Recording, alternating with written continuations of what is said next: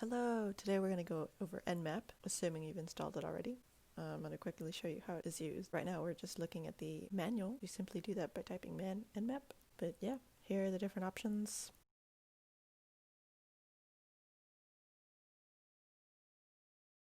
Your output, miscellaneous, and a whole bunch of other stuff.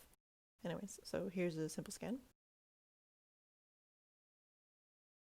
The different ports I'm adding are web servers, as well as SSH.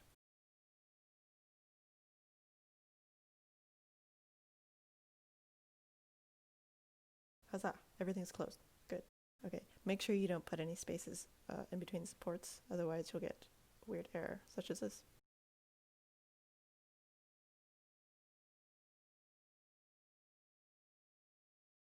That was just one IP address. Now we're going to do a /24. This will scan 255 addresses.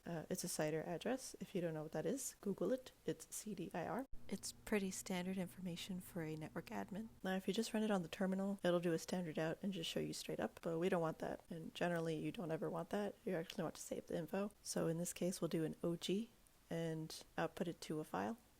I'm just calling it Nmap results.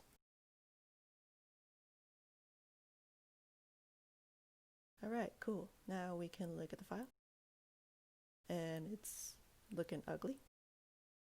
Now, instead of doing a single IP or a /CIDR, you can alternatively do a list of hosts. The way to do this is to do a -il.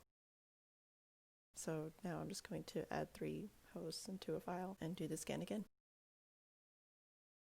So we'll load up the list of hosts, scan different web servers, and export the info into a file.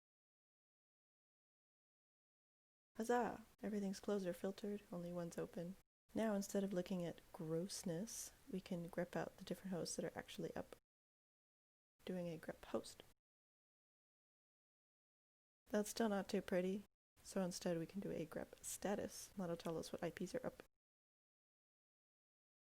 Quick pause. Nmap is pretty cool and was one of my favorite tools to use because of the script functionality. If you're curious about the different scripts available, I would recommend searching up on the different available scripts.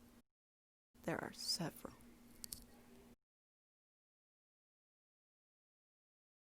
Alright, and that's it. Hope that was helpful, or you learned something. See you in the next one.